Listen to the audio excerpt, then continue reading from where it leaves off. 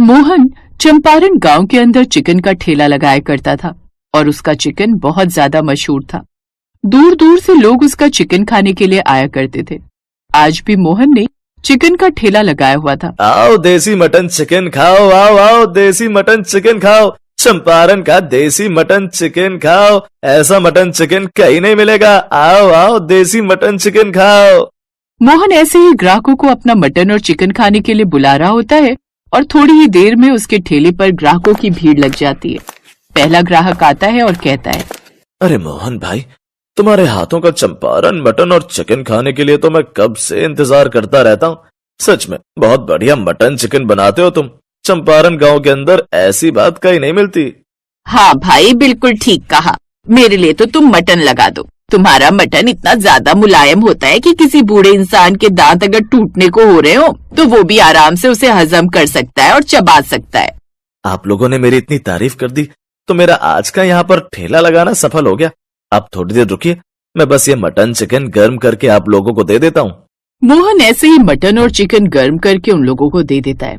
ऐसी सुबह से लेकर रात के 11 बजे तक उसके ठेले पर भीड़ लगी रहती है। लेकिन गांव में रहने वाला हरिराम जमींदार उसके ठेले से बहुत चिढ़ा करता था और वो कहता है, ये जब से चंपारण गांव के अंदर मोहन का देसी मटन और चिकन बिकने लगा है तब से तो गांव में और किसी का ठेला चल ही नहीं रहा। पूरे गांव वाले जानते हैं कि मैंने इस गांव के अंदर 10 अलग अलग तरह के व्यंजनों के 15 ठेले लगाए हुए हैं, लेकिन हर जगह से मुझे सिर्फ और सिर्फ नुकसान ही हो रहा है। कभी उसके यहाँ काम करने वाला रामू आता है और हाथ जोड़कर उससे कहता है, जमींदार जी, है मोहन पिछले 7 साल से अपना देसी मटन और चिकन बेच रहा है। अरे मैं तो खुद उसके हाथों का स्वाद देखकर हैरान हूँ। अगर आप चाहते हैं तो गांव में ठेला लगाना वो बंद कर दे, तो उसके ठेले में किसी तरह की मिलावट कर देते हैं और फिर गांव वाले खुद ही उसे पीटकर गांव से भगा देंगे। जमींदार अब रामू को 5,000 रुपए दे देता है और ये काम करने की जिम्मेदारी भी सौंप देता है। अब रामू मोहन की नजरों से बचकर उसके मटन और चिकन में मिलावट कर देता है, जिस वजह से अगले दिन जब ग्राहक उसका मटन और चिकन खाते हैं तो सभी उल्टियां करने लगते हैं, जिसके बाद गांव की पंचायत फैसला करती है।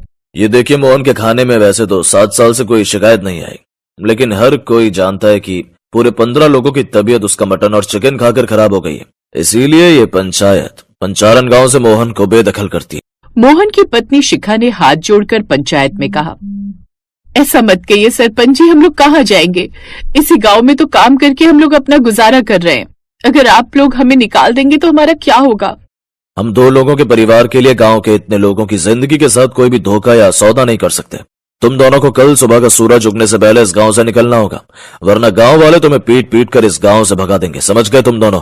शिखा और मोहन अब यही करते हैं। अगली सुबह अपना सारा सामान बांधकर अपना ठेला लेकर शहर आ जाते हैं। अब उन्होंने अपने पास बचे हुए पैसों से एक छोटी सी झोपड़ी किराए पर ले ली।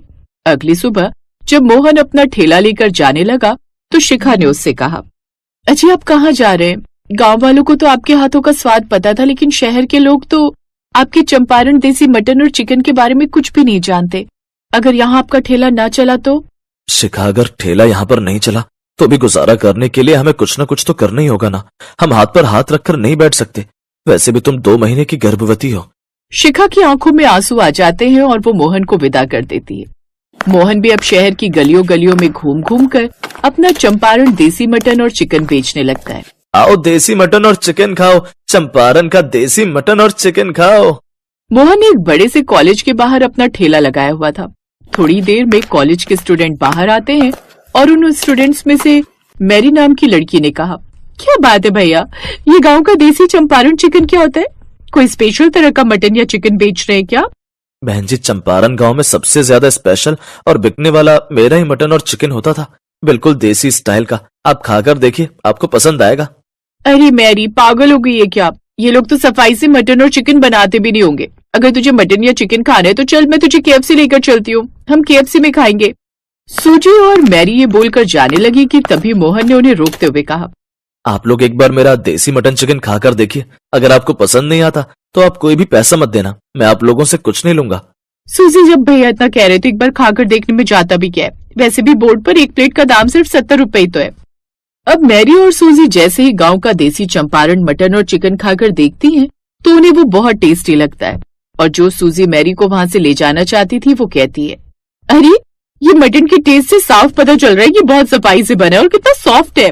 आपने इसे धीमी आंच पर बहुत देर तक पकाया और मसाले भी बिल्कुल लिमिटेड डाले जो बिल्कुल भी तबीयत खराब नहीं करेंगे।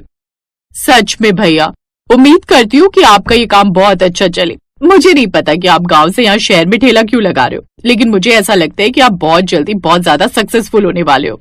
मैरी अब सूजी के साथ वहां से जाने लगी। मैरी घर आई और उसने अपने पापा से कहा, पापा आप एक बार खा कर तो देखिए, आपको चंपारण का देसी मटन चिकन बहुत पसंद आएगा। वैसे भी कॉलेज के अंदर आपकी जो इतनी बड़ी कैंटीन है वो आजकल बिल्कुल भी नहीं चल रही। आजकल तो लोगों को प्रोटीन के लिए मटन और चिकन खाना अच्छा लगता है, तो आप इस ठेले वाले से बात क्यों नहीं कर लेते? ठीक है, जब से तू आई है तब से यही जिद लगा कर बैठी है।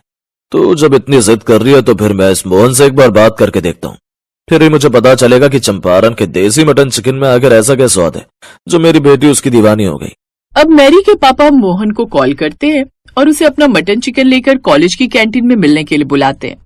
कॉलेज की कैंटीन बहुत बड़ी थी, जिसे देखकर मोहन की आंखें फटी की फटी रह जाती हैं। उसके बाद मैरी के पापा ने कहा, मोहन भाई, मुझे मेरी बेटी ने बताया कि आप बहुत अच्छा मटन और चिकन बनाते हैं, इसीलिए मैंने आपको बुलाया।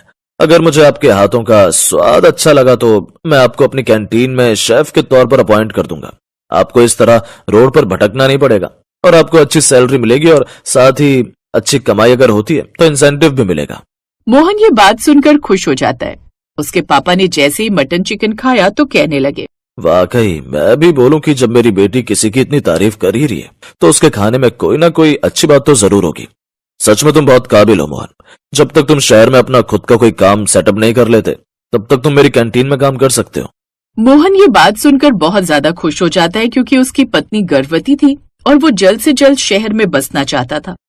अब मोहन मैरी के पापा के कॉलेज की कैंटीन में काम करने लगता है, जिससे उनके पापा की कैंटीन भी फिर से चलने लगती है और मोहन भी पैसे जमा करने लगता है ताकि वो अपना खुद का एक छोटा सा ढाबा खोल सके। वहीं गांव में जमींदार और रामू की लड़ाई होती है और रामू सारी सच्चाई पंचायत को बता देता है। लेकिन पंचायत जब कॉल करके मोहन को वापस गांव आने के लिए कहती है तो मोहन साफ मना कर देता है। माफ करना सरपंच जी, लेकिन आत्मविश्वास से बड़ी और गरिमा से बड़ी कोई दौलत नहीं होती। आप लोगों ने बिना मेरी सच्चाई जाने जमींदार के लालच में आकर मुझे गांव से निकाल दिया, जबकि मैं उसी गांव में ही पला बढ़ा था। मैं उस गांव में दोबारा कदम नहीं रखूंगा। मोहन वैसे ही कॉलेज की कैंटीन में काम करता है।